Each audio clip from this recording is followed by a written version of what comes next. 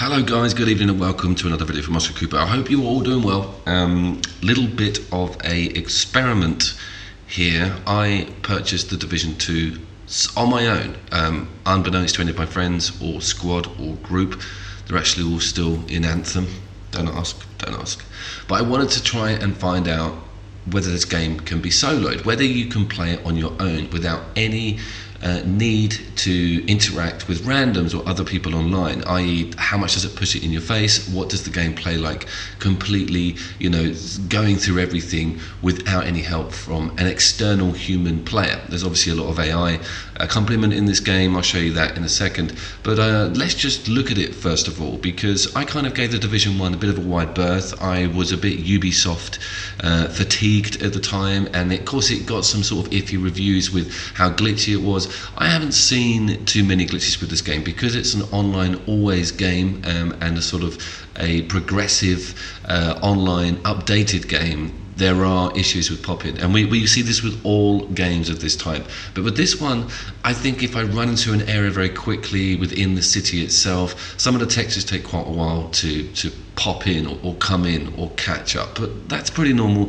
We see it quite a lot. In the daytime it's a little bit more obvious, but when you're doing a campaign mission or a side mission or something that's kind of on rails in regards to the exploration is not being pushed, it does very well. It looks very good. One of the things that invited me to the Division 2 was its combat, and that's what we're going to really concentrate, is how well does this game hold up against other third-person shooters in the genre, and what's it all about, what makes it tick? Well, the main thing that really makes it tick is loot. It's a crazy loot-based third-person shooter with a really heavy emphasis on cover.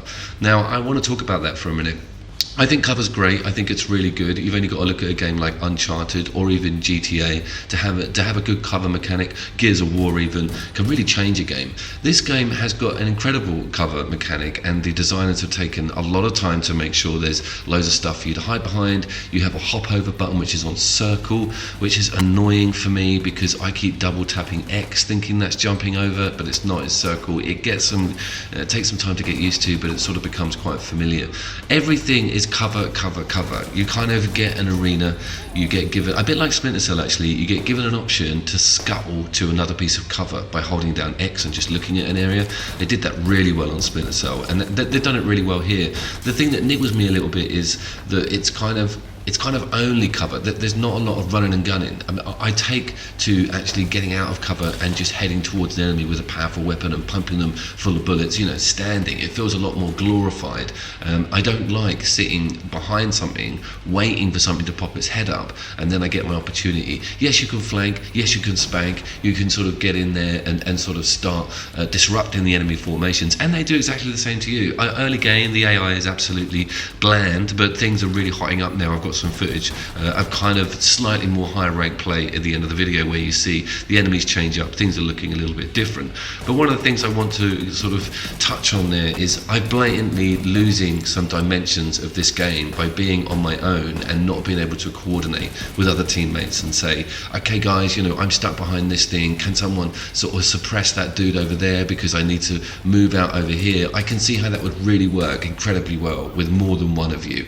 So that's kind of my first hurdle, is that I've noticed the gameplay core is actually revolving around multiplayer. Now you might be like, Coop, you're an idiot. Of course it is. Everyone says the Division, it has always been that way. But I was thinking that there's enough fleshed out gameplay here to offer enough substance to warrant this to be purchased by somebody who just does not want to have to get all of their mates to play it or have to interact with people they don't know online.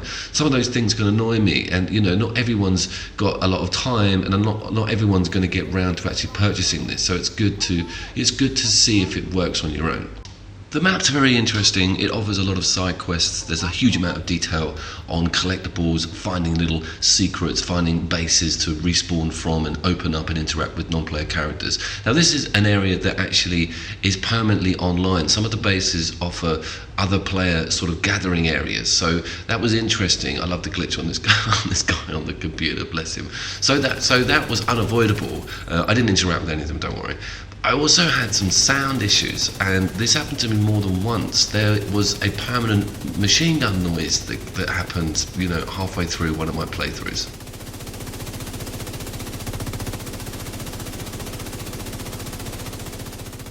that was fun. You know, it wasn't going to upset my gameplay too much. I fired my weapon again, and the glitch just went. So it's one of those weird sort of little online anomalies. One of the things I am very impressed with is the weather and weather mechanics. A thunderstorm came in when I was playing one night, and it was awesome. It was really loud. I felt the rain. I felt the draw distance coming in on the mist. But let's just now have a look at how crazy this loot system is. One of the things that this game is doing very well, and the press are liking, is that it's extremely loot generous. So you've got it coming out of your ears, and that's a real change to a game like Anthem, where you're grinding for, you know, just one legendary weapon. Everything's dropping all the time, loads of different stats, loads of different gun types, loads of different mod types. That's really clever. I love strapping them on, having a gun and upgrading it, making it better. You might have a personal favorite that you sort of personalize. It's brilliant. And also the in-game sort of set pieces. So a lot of the main missions and campaign missions are beautiful. One of them is an American History Museum. It takes you through sort of some really amazing sort of museum piece architecture and American history. There's even a cool old school car in it. And I think this is one of the moments. So there are various moments in this game where I'm thinking, oh, you know, am I really enjoying myself? And then so stuff like this happens, and you're like, whoa.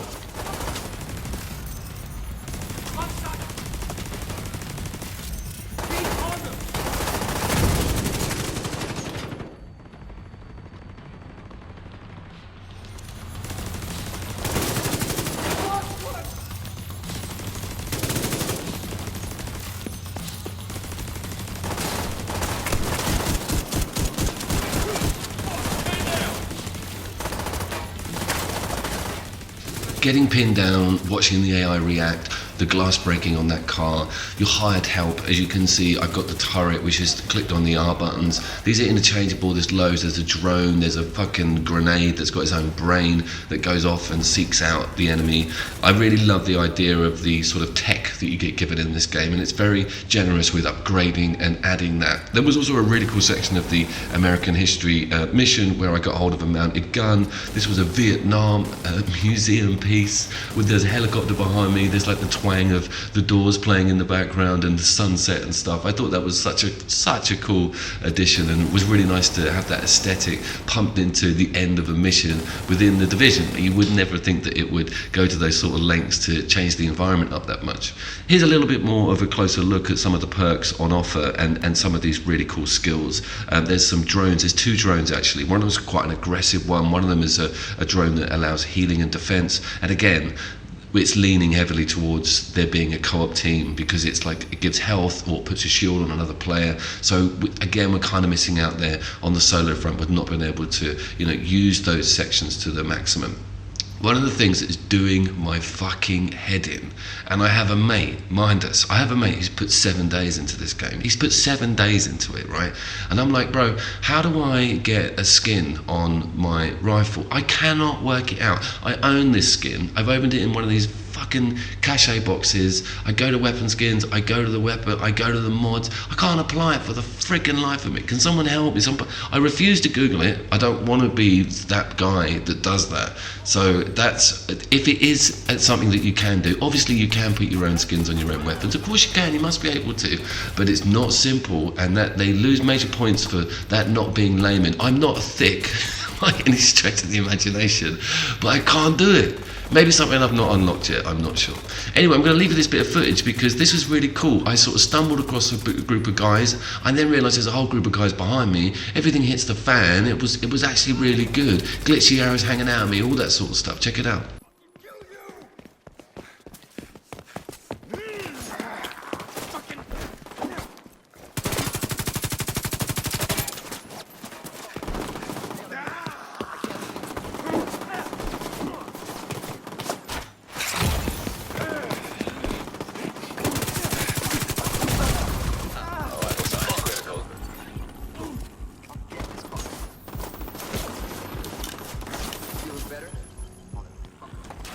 So is this Division 2 worth a purchase if you're just going to play it on your own and not get randoms in or mates in?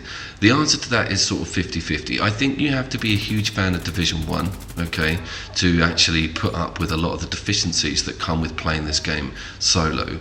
Is it really enjoyable on your own? Yeah, it is. And am I going to go back to it and keep playing it? Yeah, of course I am, because my experience will only get better the more people that get hold of it and join me from the group.